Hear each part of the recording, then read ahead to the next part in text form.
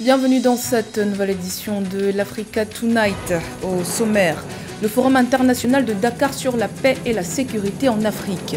À l'ordre du jour de cette 8e édition, les questions de stabilité et de souveraineté, celle-ci étant au cœur des récentes actualités sur le continent. Port en eau profonde de Kribi, les travaux de la deuxième phase ont démarré au sud du Cameroun. Deuxième phase dédiée à l'aménagement des quais d'accostage destinés aux navires. Et puis, ouverture d'un centre de protection infantile et médicale à Abidjan, en Côte d'Ivoire. Pionnier dans le secteur, le centre Footprints a pour objectif de faciliter l'inclusion scolaire des enfants qui présentent des troubles du développement. Événement phare du continent coïncidant cette année avec la présidence sénégalaise de l'Union africaine. La 8e édition du Forum international de Dakar sur la paix et la sécurité en Afrique s'est ouverte ce lundi dans la capitale sénégalaise sous le thème « L'Afrique à l'épreuve des chocs exogènes, défis de stabilité et de souveraineté ». Une thématique qui évoque les récents événements qui ont secoué le continent. Cette édition 2022 vise notamment à mettre l'accent sur l'opérationnalisation de l'architecture de paix et de sécurité de l'Union africaine, ainsi que trouver des approches efficaces pour lutter et ou prévenir l'expansion de l'extrémisme violent. L'Afrique entend pleinement jouer son rôle dans la résolution de ces problématiques, comme le président sénégalais Macky Sall l'a souligné dans son discours d'ouverture. On l'écoute. Et face au terrorisme, les opérations classiques de paix des Nations Unies ont montré leurs limites. Nous n'avons rien contre le système des Nations Unies, c'est notre système. Et je pense que ce forum, au fil des ans, a eu à prouver qu'il est temps de changer la doctrine. Des casques bleus attaqués jusque dans leur propre base, sans capacité significative de riposte, ne peuvent assurément pas protéger des populations menacées par des groupes terroristes. Comment d'ailleurs maintenir la paix quand elle-même, elle n'est pas rétablie? Voilà. C'est pourquoi, et en toute vérité, nous devons changer la doctrine des opérations de paix qu'il convient de mettre à jour en intégrant pleinement la lutte contre le terrorisme, y compris en Afrique, dans cette nouvelle philosophie des Nations Unies.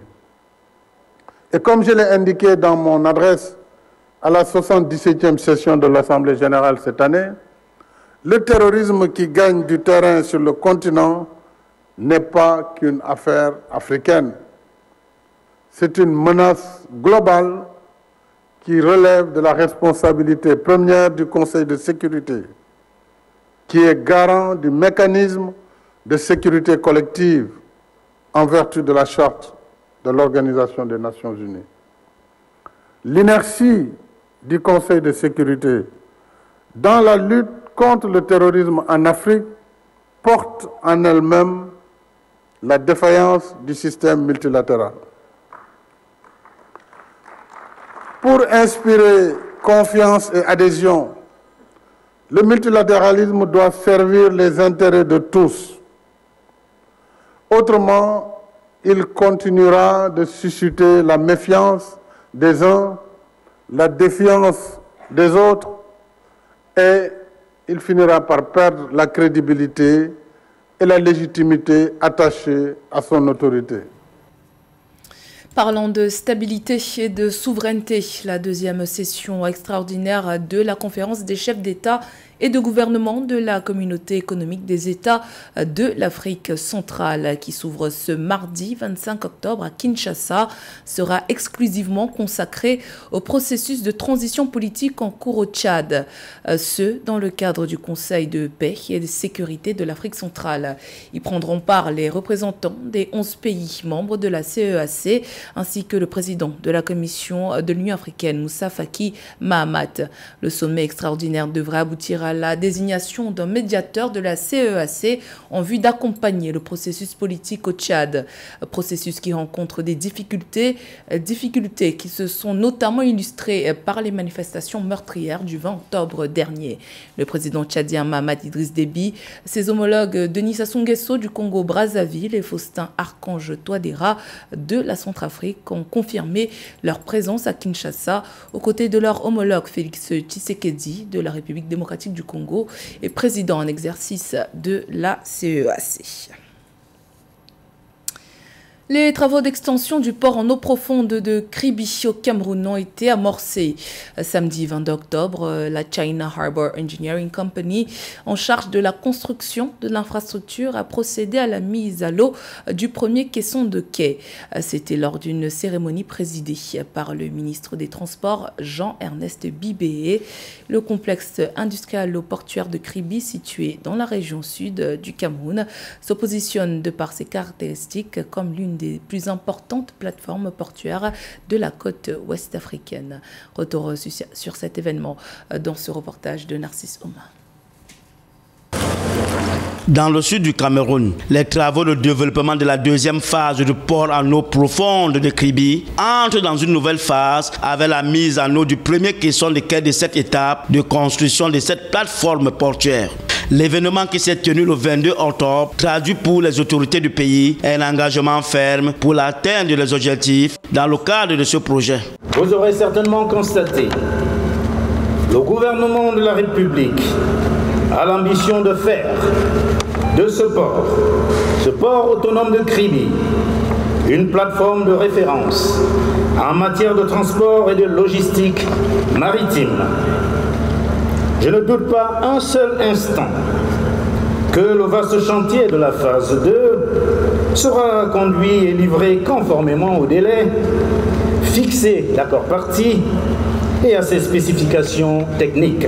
L'installation de ce premier caisson pose ainsi les jalons d'une mise en œuvre harmonieuse du projet. Les 36 caissons en béton vont servir d'assises au nouveau quai en construction. Mis ensemble, ils permettront de créer le mur de séparation entre la mer et la terre ferme. La deuxième phase du port est très importante pour nous.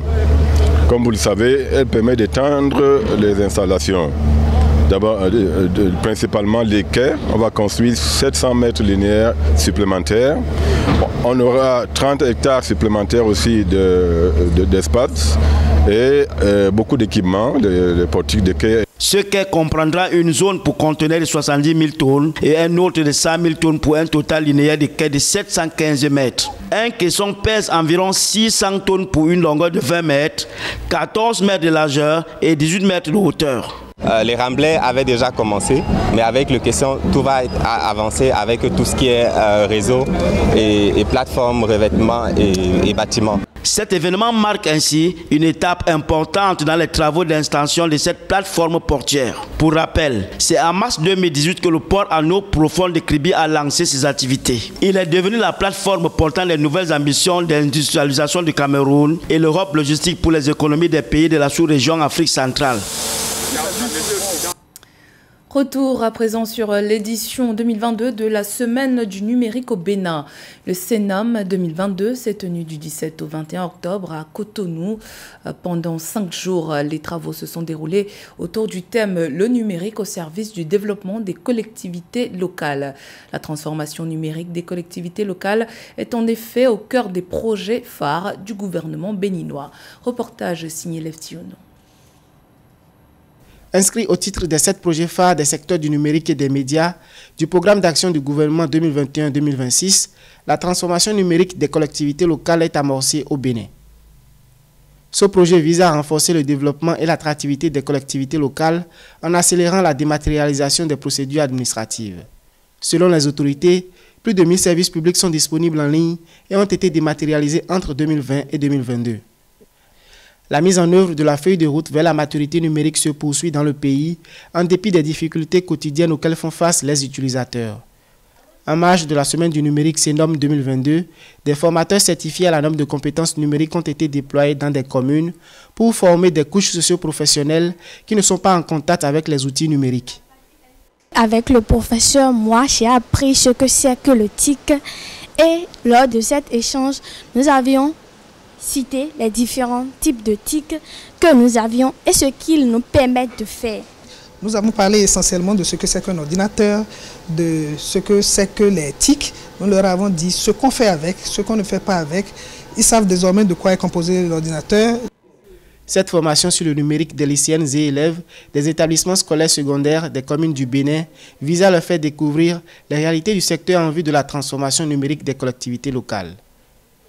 2400 élèves de 9 communes sur les 77 que compte le pays ont été initiés aux notions de base des technologies de l'information et de la communication TIC dans le cadre de l'initiative Senom Campus.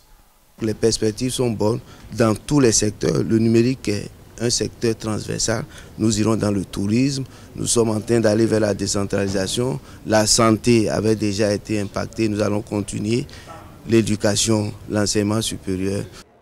En vue de rendre le secteur du numérique efficace et dynamique, le gouvernement entend s'investir afin de finir d'ici à 2024 le déploiement des infrastructures numériques dans les 10 communes restantes sur les 67 déjà couvertes.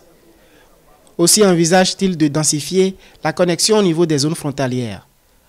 A noter que selon les données de l'autorité de régulation des communications électroniques et de la poste ARCEP, le taux de pénétration à Internet au Bénin est de 69,08% au 31 mars 2022.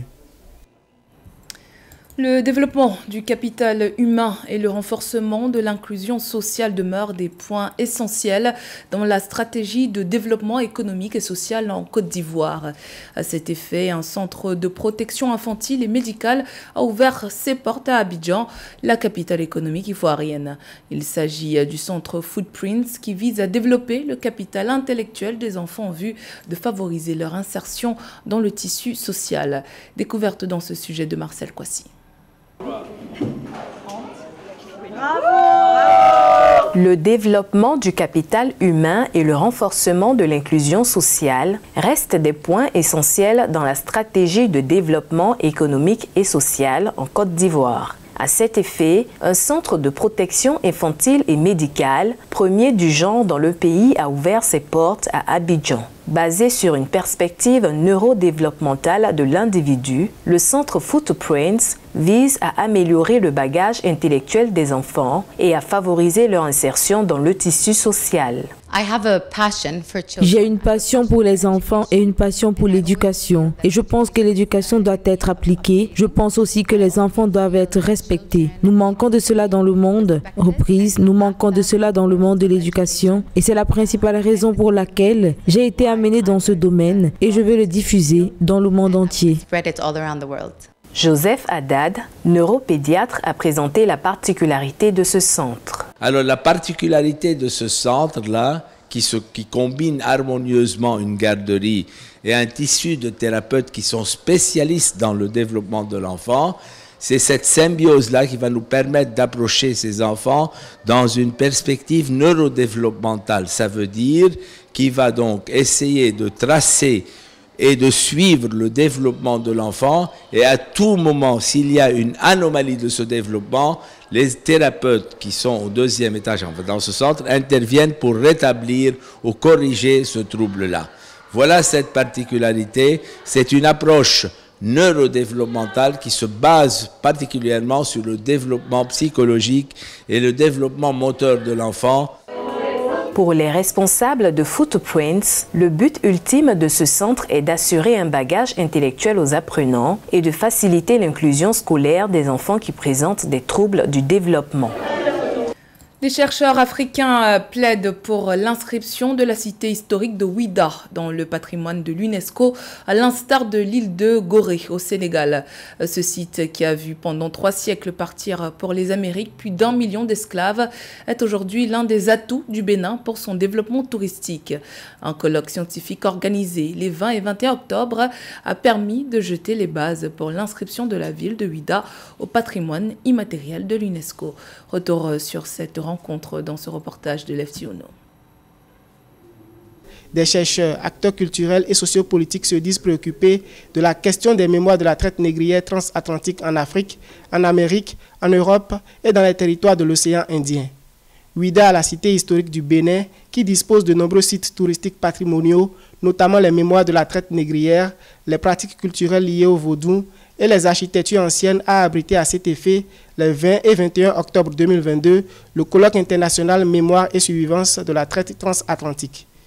Cette rencontre sur la traite négrière s'inscrit dans la deuxième phase du projet Mémoire et survivance. Il vise à tenter une inscription de Ouida au patrimoine immatériel de l'UNESCO. Il faut promouvoir le tourisme de mémoire. Et nous avons un certain nombre de sites. Par exemple, Ouida, c'est un site vivant de l'esclavage, enfin, du moins de la traite. Parce qu'il y a deux aspects. De cette époque-là, nous parlons de la traite. Mais l'esclavage aussi s'est déroulé en Afrique. De l'autre côté, il faut voir quelles sont les survivances dans le Nouveau Monde. Vous avez l'art culinaire. Porté par l'ONG Afrique Décide, présidé par Sylvestre Ediakoto et ses partenaires, ce colloque international qui a réuni des chercheurs et acteurs culturels de 13 nations du monde constitue une contribution intellectuelle à la restauration et la préservation des patrimoines mémoriels de Ouida. Cependant, le gouvernement accorde depuis 2016 un intérêt particulier aux actes liés à l'histoire et patrimoine culturel du pays. Tout colloque scientifique en la matière intéresse le gouvernement pour pouvoir évidemment capter et exploiter au besoin les actes du colloque qui certainement nous feront avancer une fois encore dans la réflexion sur la ville de Ouida, sur son histoire et surtout sur notre capacité à mettre en tourisme. A noter que la reconstruction à l'identique de la cité historique de Ouida est inscrite au titre des 11 projets phares du tourisme, art et culture du programme d'action du gouvernement PAG2. À Ouida, de grands chantiers ont été lancés. La route de l'esclavage en plein redimensionnement patrimonial et touristique sera enrichie entre autres de la reconstitution d'un bateau négrier. C'était le journal de la rédaction. Merci pour votre fidélité. Dans un instant, une nouvelle édition de l'actualité sur Africa 24.